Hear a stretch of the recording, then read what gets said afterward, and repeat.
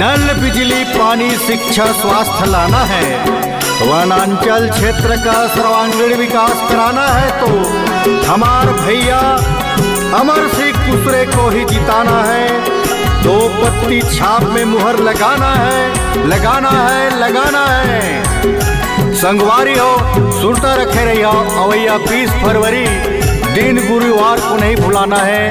मतदान केंद्र में आना है, 2 पत्ती छाप में मुहर लगा के भारी बहुमत से विजयी बनाना है। इहिला जिताबो, इहिला जिताबो संगी, इहिला जिताबो, इहिला जिता के संगी मुखिया बनाबो।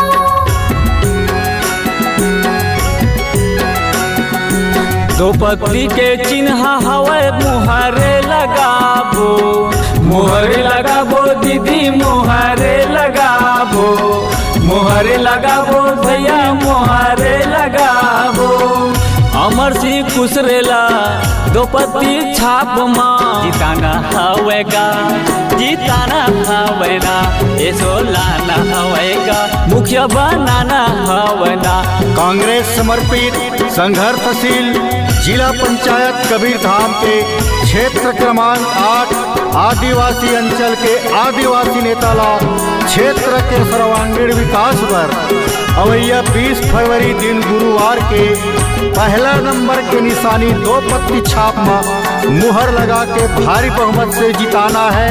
के संगी काम ला कराही, काम लगा रही दीदी, काम लगा रही, जम्मू योजना के संगी काम लगा रही।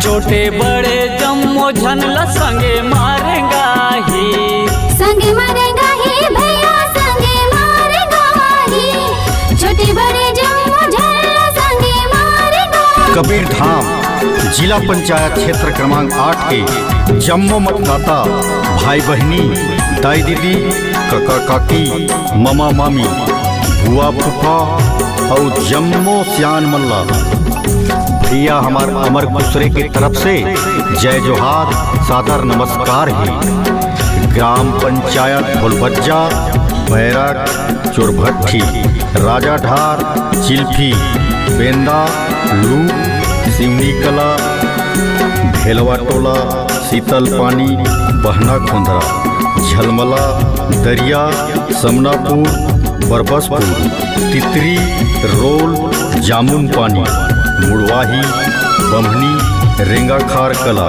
शिवनी खुर्द, बरेंडा, सरई पतेरा, लोहारीडी, उसरवाही, पंडरिया, निवासपुर, खारा, खमहरिया, गोदा 47, कुलियार झोरी, घानी खुटा, पंडरी पानी, नवा गांव, कटंगी कला, मिनमिनिया जंगल, ये जम्मो पंचायत के दाई दीदी, भाई बहनी, लइका सियान मल्ला जय जोहार है, सादर नमस्कार है। जम्मो मतदाता मल्ला झारा झार न्योता है।